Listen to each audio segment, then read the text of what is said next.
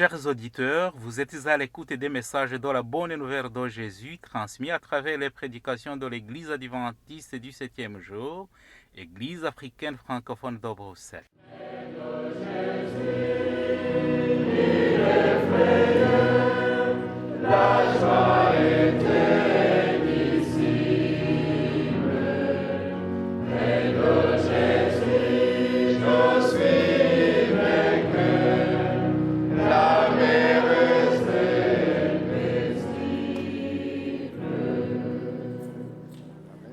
C'est ainsi qu'a commencé la bonne nouvelle de Jésus-Christ, le Fils de Dieu.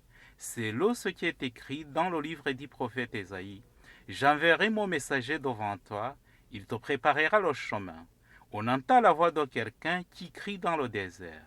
Préparez le chemin pour le Seigneur, faites-lui des sentiers droits. Marc chapitre 1, verset 1 à 3. Itangiro ry'ubutumwa bwiza bwa Yesu Kristo, umwana w'Imana.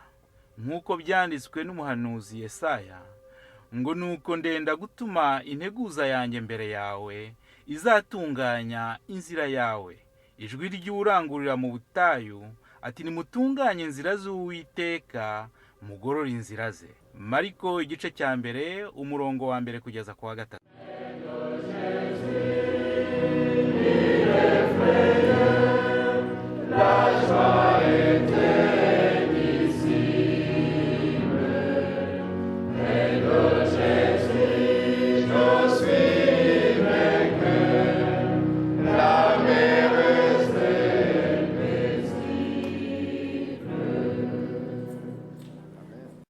Bon sabbat à tout le monde. Iki gitondo ni cy'umunezero kuri twese ngira ngo kubwa amahirwe yo kuba imbere y'Imana. Nous sommes tous heureux d'être devant la face de notre Seigneur. Ntacyo tuba dufite twabinganya kuko byose ni kubw'ubuntu bwayo. C'est par sa grâce que nous sommes ici devant lui. Tugiye rero kwihuta kuko uyu munsi turi bugire gahunda nazo zitari nkeya. En raison, parce que nous avons beaucoup de programmes devant nous, nous allons essayer d'aller un peu plus vite. Ariko mbararikira ko tugiye kwigana amagambo nsaba buri wese kuyatega amatwi. Et je vous invite à prêter l'oreille à ces paroles. Ariko anajya kure mu bitekerezo kugira ngo turebe neza yuko tuyagira yacu. Que ces paroles puissent être enracinées dans nos cœurs pour nous approprier ces paroles. Aradutunga agatoki ariko nanone turibukiranya. Ce sont les paroles qui nous allons nous rappeler sur ces paroles qui nous parlent. Igihe kinini iyo umuntu agize umwanya wo guhagarara cyangwa no gutegura ikintu uri bubwira abandi. Quand on prépare la parole que tu vas partager avec les autres, ni kenshi uwumva ibintu byinshi wumva ufite wavuga. Tu as l'impression que tu as beaucoup de choses à dire. Ariko igihe cyo wakireba ukabona kitari bukunde. Mais quand tu vois le temps que tu vois que tu peux un peu rétrécir les paroles. Ndetse bikaba ngombwa yuko noneho ugerageza nawe kureba icyo wagira nyambere muri ibyo byinshi bisimbagurika mu bitekerezo. Et on essaie d'un peu voir ce qui est très important à dire. Ariko noneho ukanongeraho yuko Imana ubwayo ari igufasha kugira ngo ibyo utambutsa biba ari byo byari bikwiye icyo gihe. Mais dans tout ça, on demande à Dieu de trier et de nous donner la parole adéquate pour ce moment-là. Niyo mpamvu iki gitondo njye nabahitiyemo kugira ngo dusangire amagambo avuga ngo ese wandikisha iki mu bitabo byo mu ijuru. Et ce matin, nous allons partager les paroles qui ont comme titre « Qu'est-ce que tu inscris dans le livre du ciel ?» Nahita mbanza n'ikibazo mbabaze, ese muzi ko mu ijuru hari ibitabo? Je vous pose une question. Savez-vous qu'au ciel, il y a des livres? Murabizi? Vous le savez? Byandikwamo nande? Qui écrit dans ces livres? Byandikwamo n'abamarayika. Abamarayika ni biremwa ki? Ce sont les anges qui inscrivent dans ces livres. Qui sont les anges? Nkatwe abantu? Ils sont comme nous. Baradusumba.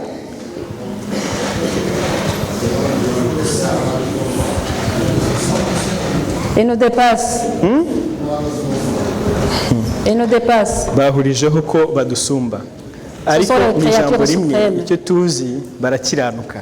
Seulement en un seul mot, ils sont justes. Ils sont jamais. Kubw'ibyo rero ibikorwa byabo nabyo birakiranuka. Et leurs œuvres aussi, ils sont saintes. Kandi nta nubwo bigereranywa tubishyize mu bwenge bwacu nk'abantu. Nous ne pouvons pas imaginer leurs œuvres. Nibyo kuko ubwenge bwacu nabwo bugomba gukora. C'est vrai, notre intelligence aussi doit travailler. Tubasha rwose kubyumvisha tukagera aho tugarukira. Nous pouvons imaginer cela, mais nous avons des limites. Ariko aho tugeza, Mais là où nous pouvons nous arrêter, noneho byo bibasha kuba ari bya bikorwa c'est là où les œuvres des anges alors puissent bitunganye commencer. kuko bikorerwa imbere y'Imana ahantu hera. Leurs œuvres sont saintes parce qu'ils sont devant Dieu dans le lieu saint. Ndababwira rero ngo ni iki twandikisha mu bitabo byo mu ijuru. Qu'est-ce que nous nous inscrivons nous faire inscrire dans les livres du ciel? Umugaragu umujakazi w'Imana Elena White mu gitabo cy'intambara ikomeye, Madame Elena White dans le livre Le Grand Conflit, muri iki cyigisho turageza kugendana n'amagambo ye. nous allons essayer de parler de ces paroles. Aho yavuze ati icyo umuntu akoze cyose kinyura imbere y'Imana kikandikwa.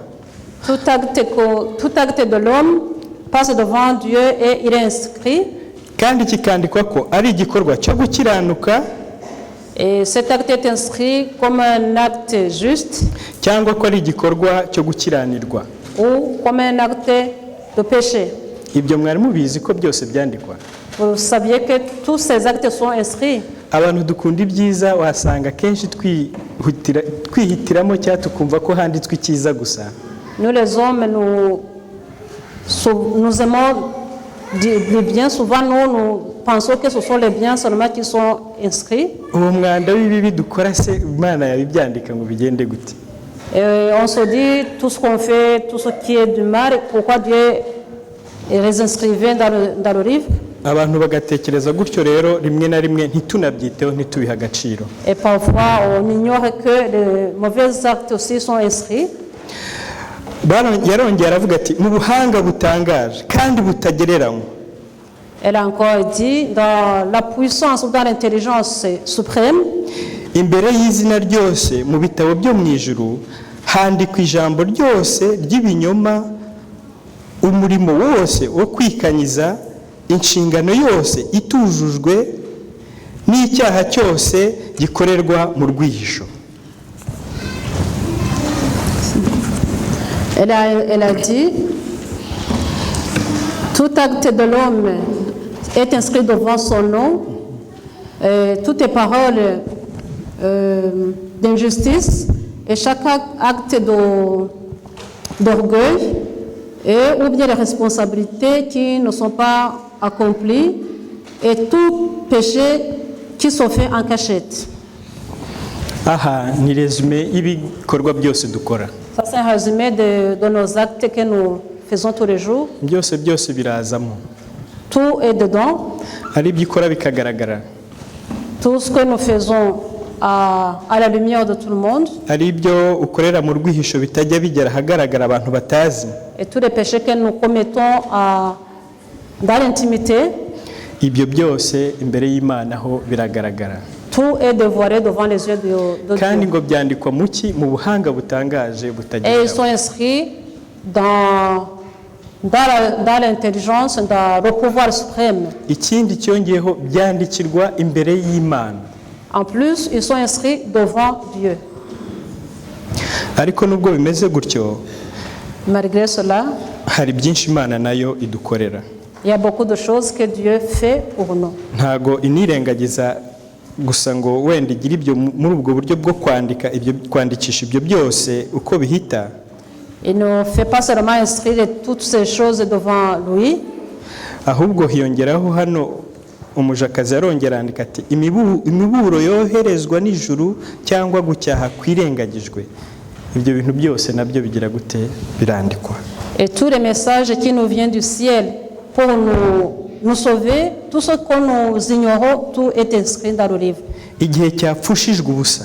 le temps perdu, igihe cyakoreshejwe nabi, le temps mal utilisé, imbaraga zakoreshejwe mu kwikanyiza, mu kwimakaza ibyiza cyangwa ibibi, toute force que nous dépensons en faisant du bien ou du mal, ndetse n'ingaruka zabyo zikomeye, et les conséquences de ces actes-là, byose byandikwa n'umumarayika. tout est inscrit par un ange.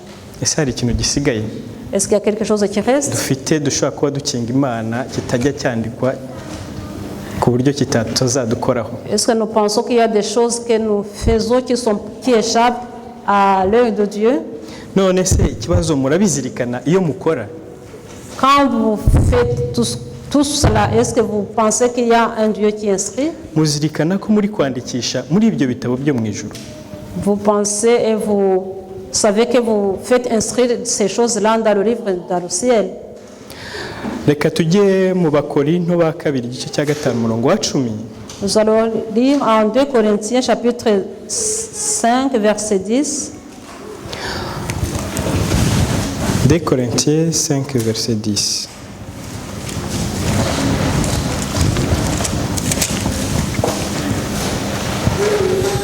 Corinthiens 5 verset 10. Ngo kuko twese dukwiriye kugaragarizwa imbere y'intebe y'imanza ya Kristo kugira ngo umuntu wese ahabwe ibikwiriye ibyo yakoze akiri mu mubiri, ari ibyiza cyangwa ibibi.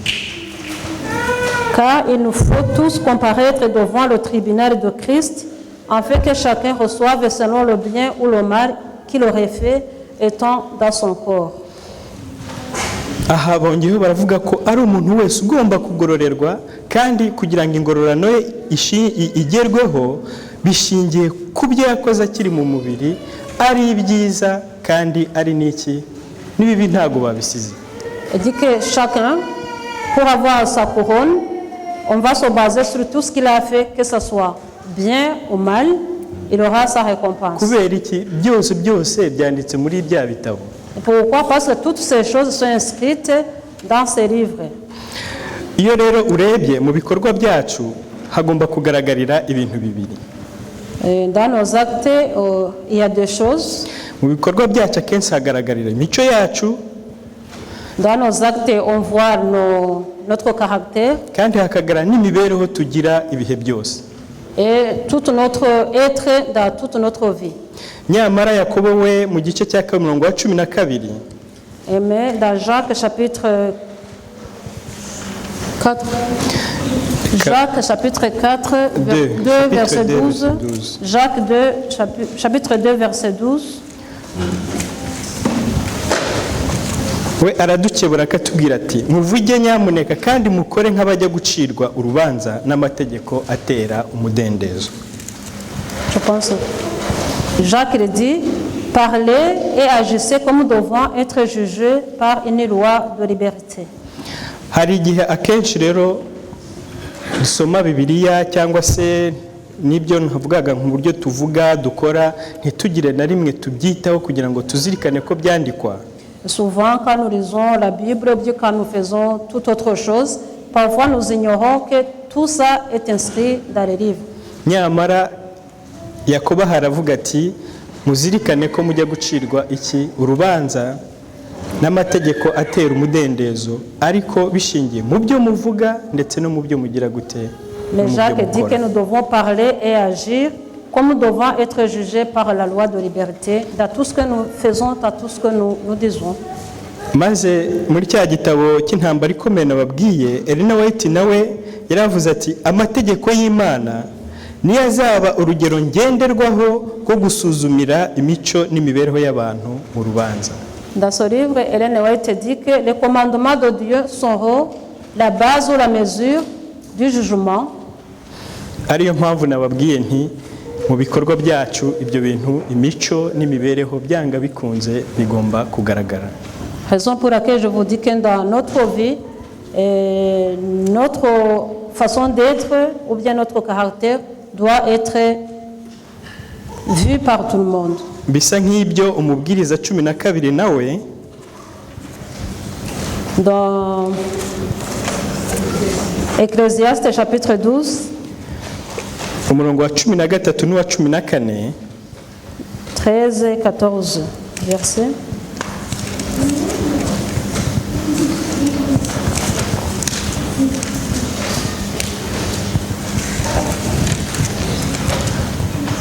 Ecclésiaste chapitre 12, versets 13 et 14.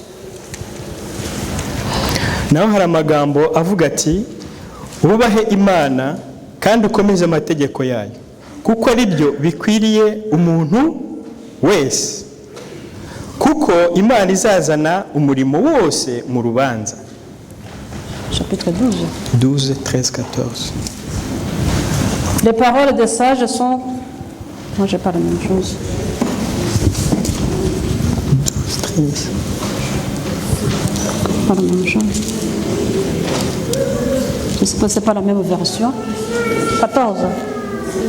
Du reste, mon fils, Entends de ces choses. tire instruction de ces choses. Oh, non. Umugani wawe. Moi, je le verset 15 et 16. Le verset 16 chez moi, il dit « Car Dieu amènera toute œuvre en jugement au sujet de tout ce qui est caché, soit bien, soit mal. » Nuko murumva neza rero ko umurimo cyangwa ibikorwa byacu bifite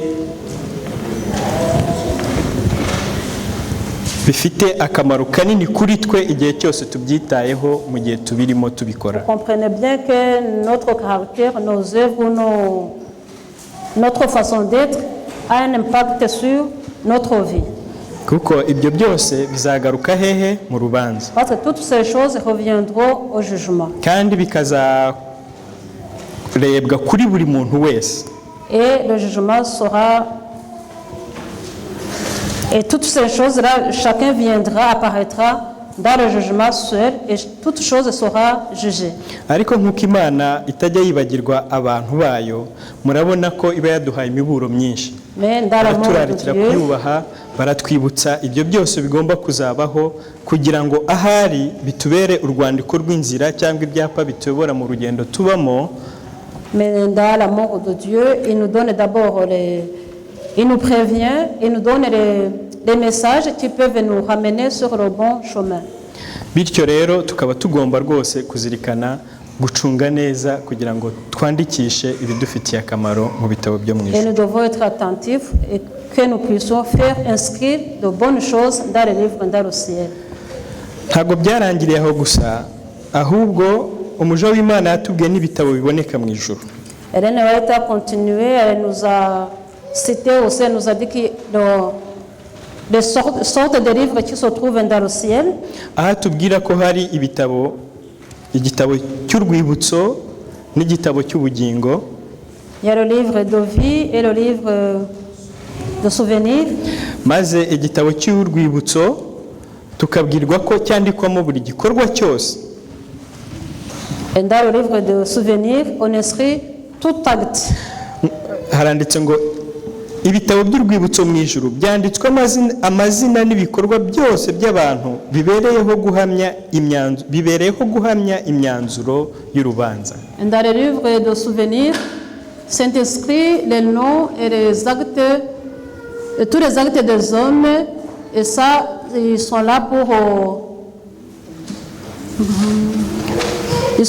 confirmer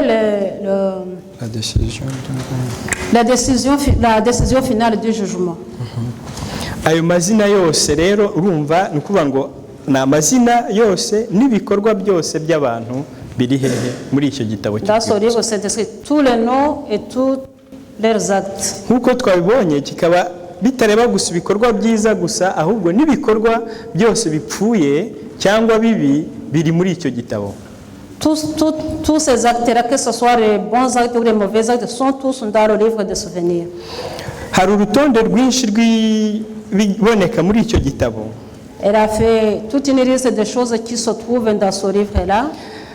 Cyangwa byo kuvuga uburyo cy'icyo gitabo giteye. Ou bien la façon dont il a décrit comment il est ce livre de souvenirs. Nanjye nakwifuza kubiba subiriramo kugira ngo ahari twumve neza ko ntaho dufite na hato ho gukora cyangwa kuvuga uko twishakiye twirengagije icyo kintu, ahubwo noneho wenda byaduha imbaraga yo kugira ngo tugire igihe cyose amakenga yo kwandikisha ibifite umumaro. J'aimerais bien vous citer quelques des sortes de choses qui sont inscrites dans ce livre là pour que nous tous nous puissions nous examiner ou bien nous puissions faire attention à ce que nous faisons. Baratubwira ko amazina n'ibikorwa byose by'abantu byandikwa muri icyo gitabo. On nous dit que tous les noms et tous les actes sont inscrits dans ce livre. Kandi kikandikirwa imbere y'Imana. Et tout ça c'est inscrit devant Dieu. Kikandikwamo ibyiza ndetse cyandikwamo ibikorwa byose byiza by'abubaha Uwiteka bakita ku izina rye. On inscrit toutes les bonnes œuvres des justes. Amagambo yabo agaragaza kwizera n'ibikorwa byabo by'urukundo. Leurs paroles de foi et leurs œuvres d'amour. Umurimo wose wo gukiranuka wanditswemo. Toute œuvre de justice est inscrite dedans. Ubutazanasibangana hano ayo magambo yayongeyeho. Elle a rajouté que pour les justes, tout est inscrit sans les effacer, ils sont inscrits pour rester dedans. Igishiko cyose umuntu yatsinze. Et les tentations qu'on a pu vaincre. Icyaha cyose umuntu yanesheje. Et les péchés vaincus. Ijambo ryose rihumuriza abandi. Les paroles qui réconfortent les autres. Umurimo wose w'ubwitange. Et toute œuvre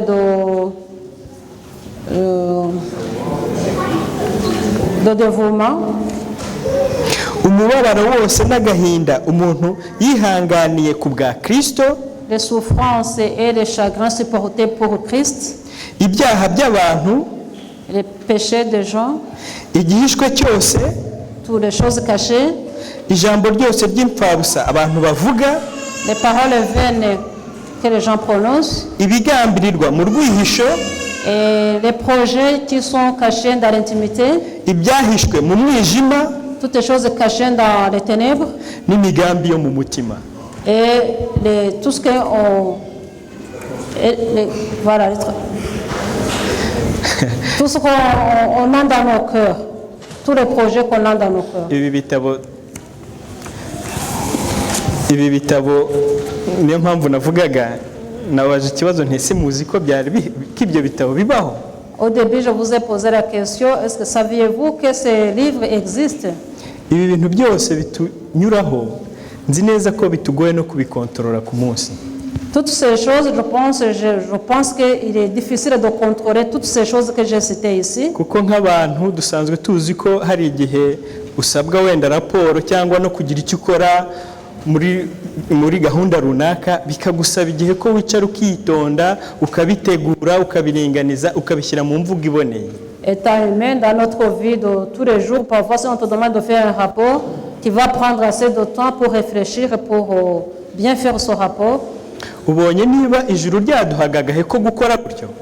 Au moins si le ciel nous donnait le temps de faire comme nous faisons dans notre vie de tous les jours. Kugira ngo tugiragahe ko kuboneza ibikorwa byacu twifuza kwandikisha mu gitabo cyo mu. Nous puissions un peu arranger ou bien faire les choses que nous aimerions qu'ils soient inscrites dans le ciel. C'est nta ufite icyifuzo nk'icyo cyanjye. Est-ce qu'il y a quelqu'un qui a un souhait comme moi? Ariko mbakuri inzira ku murima ugikora ugitekera yewe bitaranasohoka ngo biri mu mutima biba byarangije kugira gute. Mais le problème est que nos pensées avant même de les mettre en pratique ils sont déjà inscrits. Nyamara dutekereze neza mwabantu mwe. Réfléchissons bien. Dukwiye kwikubita umunyavu. Nous devons quand même essayer de nous ramener parce que c'est trop compliqué, c'est trop difficile. Dukomba gukoresha ububwenge dufite twitwa nk'abantu nabwo dukomora ku Mana mu gikorwa gikomeye cyo kuremwa ku ishusho yayo. Nous devons utiliser l'intelligence et la sagesse qui nous a été donnée par Dieu. Kandi tukazirikana urukundo rwayo idukunda. Et nous devons aussi penser à cet amour infini envers nous. Kugira ngo tuzirikane neza yuko ari Imana y'ubuntu n'imbabazi n'ubutabera butakikiye. Ahubwo butwifuriza ibyiza gusa. Nous puissions comprendre que c'est notre Dieu, il est aimable et il souhaite du bien, il nous souhaite du bien. Mutekereze cyane iyo duhuye cyangwa tubonye iby'urumanza zibera hano muri iyi si. Et quand nous voyons les jugements qui se passent ici sur la terre, iyo umuntu ari mu rubanza ntekereza ko ibitekerezo bye biba biri kuri rwo gusa. quand on doit comparaître devant le juge, je pense qu'on concentre ses pensées sur ce jugement. Agakubita hirya no hino ashaka uwamufasha ku gitekerezo cyangwa se no mu bikorwa bigaragara. Et on doit aller à gauche, à droite pour voir si on pourra avoir de l'aide.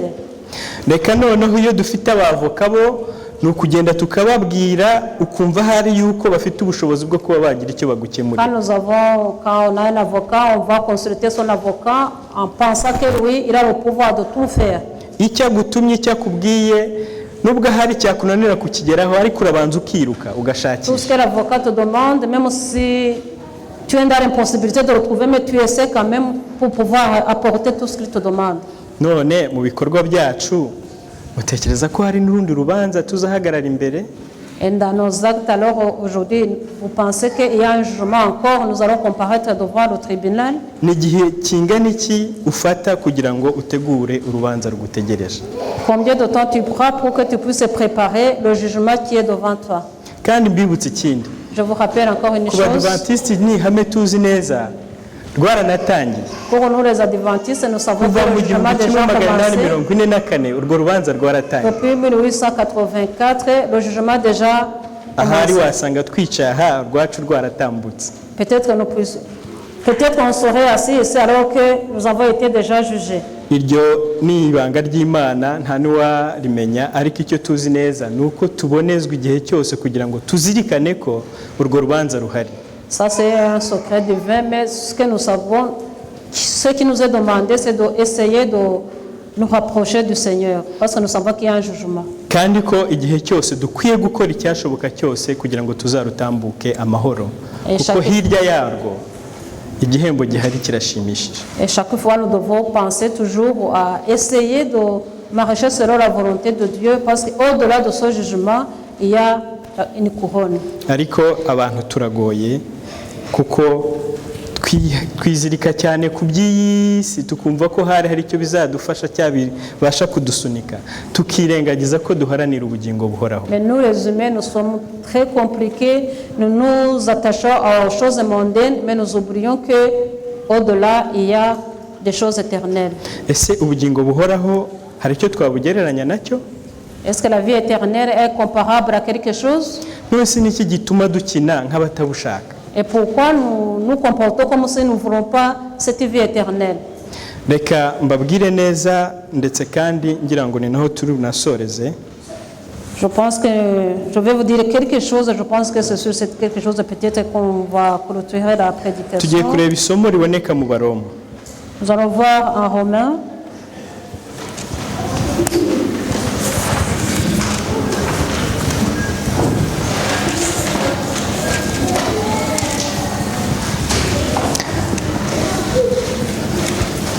Ariko mbere gato ko tujya kuri iryo somo, reka hari nongere mbabwire icyo umuja w'Imana yanditse nanone kireba kuri rwa rubanza. Avant de lire le passage qui se trouve en Romains, je vais encore vous dire quelque chose qui a été dit par Ellen White concernant le jugement. Kuko ijuru ritwitaho, Comme le ciel prend soin de nous, yagerageje kutwumvisha nk'ibyo natwe tubona. elle a essayé de nous faire comprendre ce que nous aussi nous voyons. Aha yanditse agasubina ko kashimishe kavuga ati amatsiko menshi abantu bagira mu gihe baba bategereje imyanzuro y'inkiko zo ku isi, nyamara bahinda umushyitsi. La curiosité des humains devant le tribunal quand ils attendent la réponse du jugement, mais en tremblant. Yerekana amatsiko agaragazwa mu nkiko zo mu ijuru igihe amazina yanditswe mu gitabo cy'ubugingo yongera kugaragazwa imbere y'umucamanza w'isi yose. Ça nous rappelle que dans le tribunal du ciel, il y a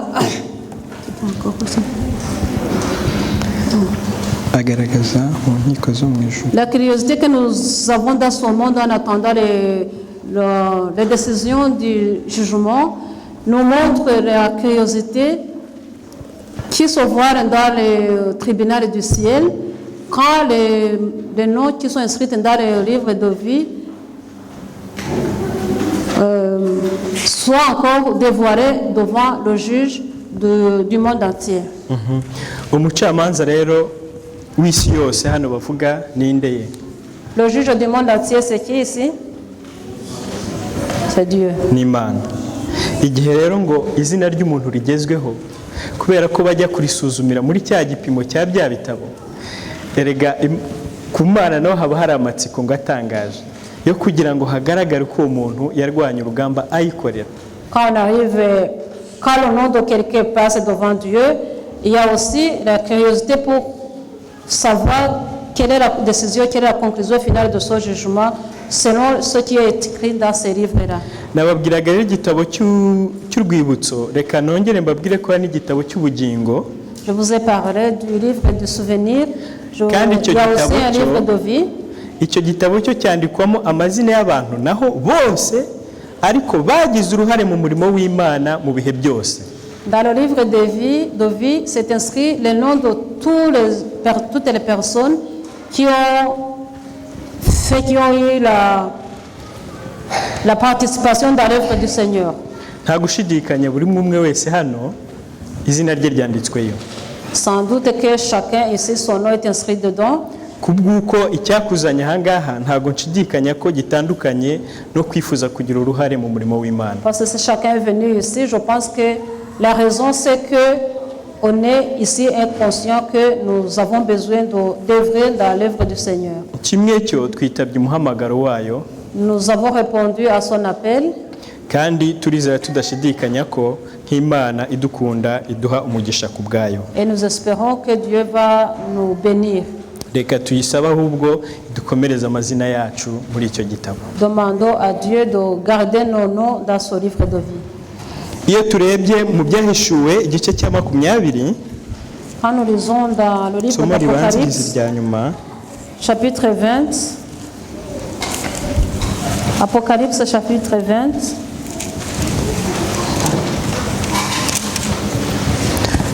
Yohana umuhishuzi nawe yongera kugaragaza neza kugira ngo atumare gushidikanya cyangwa se adutere umwete wo kurutaho kubyitaho. Jean, il nous rappelle et nous a donné ce message pour que nous puissions nous ramener sur ku murongo waho wa 11 kugera ku wa 15, verset 11 jusqu'à 15. haravuga ngo mbona intebe y'ubwami nini yera, mbona niyicayeho, isi n'ijuru bihunga mu maso hayo, ahabyo ntihaba hakiboneka. Mbona abapfuye, abakomeye n'aboroheje bahagaze imbere y'iyo ntebe, nuko ibitabo birabumburwa, kandi n'ikindi gitabo kirabumburwa, ari cyo gitabo cy'ubugingo. Abapfuye bacirwa imanza z'ibyanditswe muri ibyo bitabo zikwiriye ibyo bakoze. Inyanja igarura abapfuye bo muri yo, urupfu n'ikuzimu bigarura abapfuye bo muri byo, bacirwa imanza zikwiriye ibyo umuntu wese yakoze. Urupfu n'ikuzimu bijugunywa muri ya nyanja yaka umuriro. Iyo nyanja yaka umuriro niyo rupfu rwa kabiri. Kandi umuntu wese utabonetse ko yanditswe muri cya gitabo cy'ubugingo ajugunywa muri iyo nyanja yaka umuriro. Le message a été projeté. Aha rero nakugira ngo mbabwire neza yuko twarabibwiwe kandi twarakopejwe uburyo ki urwo rubanza rukorwa. Je voudrais vous dire qu'ici, on nous a déjà raconté, on nous a décrit comment ce jugement est fait au ciel. Ndetse nk'uko Yohana yabitwifurije. Comme Jean le souhaitait pour nous. Nanjye niho nari nshingiye mbifuriza nti hahirwa uwo amazina yazakomerezwa he mu gitabo cy'ubugingo. Moi je dis aussi heureux celui qui a son nom dans le livre de vie. Kuko naho yaboneka mu bindi bitabo ariko hakaburamo, même si la personne, le nom peut se retrouver dans les autres livres mais qui n'est pas dans le livre de vie, ngo umugabane we uri muri ya nyanja yaka iki umuriro. Sa part est dans le feu. Reka rero ku isomo riheruka tujye mu Waroma igice cya 2. Le dernier passage se trouve en Romains chapitre 2. umurongo wa 6 n'uwa 7. Versets 6 et 7.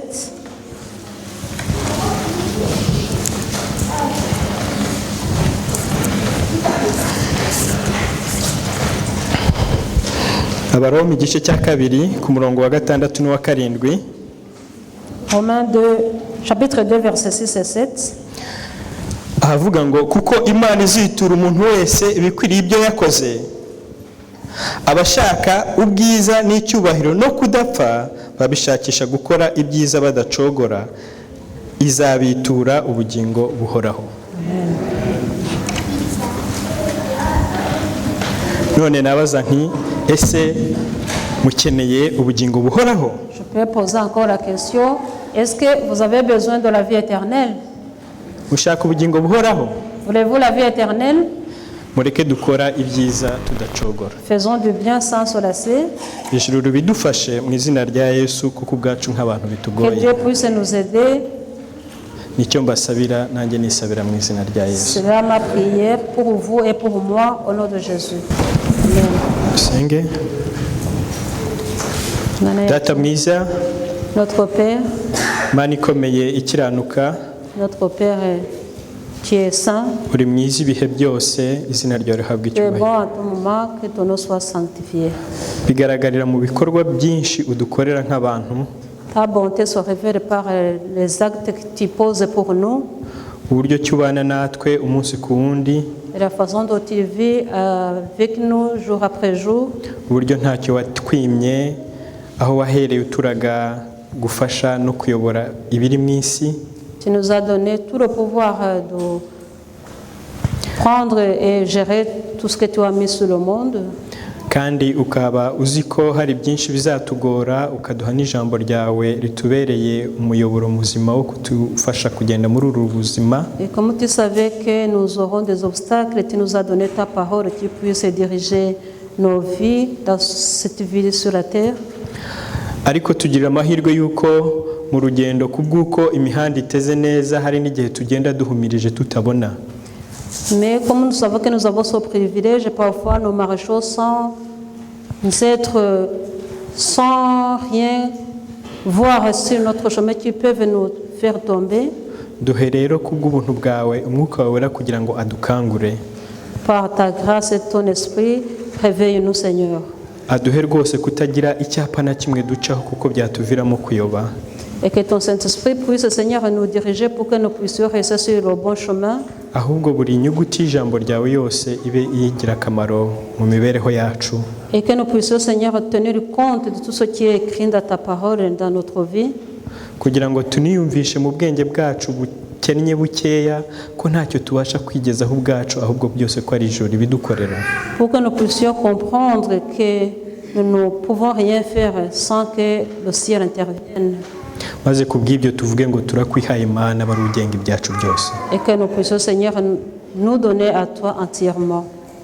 Tugukundira rero ko uri Imana yibagirwa ibyahise, Comme tu es un Dieu qui ne tient pas compte du passé, bidatunganye igihe umuntu wese afashe ibyemezo bizima byo kugutunganira. et tu ne tiens pas compte de nos péchés quand nous prenons les bonnes décisions de te suivre. Bikaba n'ibikorwa bitagomba igihe kirekire kuko no mu isegonda cyangwa itserise byashoboka kuko uri Imana.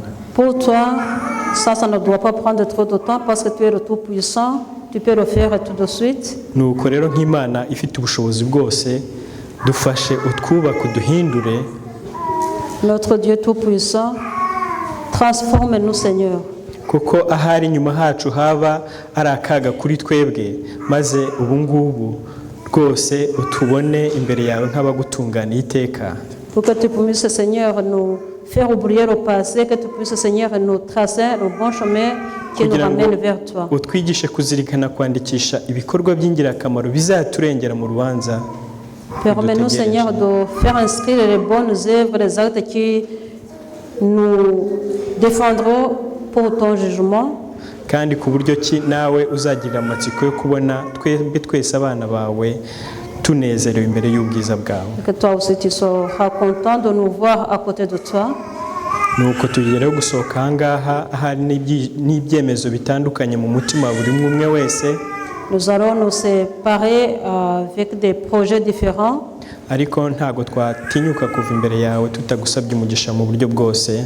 Mais avant de quitter, nous allons te demander tes bénédictions. Kugira ngo twuzurize haba umwana haba umukuru haba umuto, buri umwe wese mu kigero cy'imyaka arimo uzi ubukene bwe, umwuzurize kandi uhaze kwifuza kwe Mana. Pour que nous tous, Seigneur, du plus petit au plus grand, tu puisses, Seigneur, nous donner ta bénédiction divine.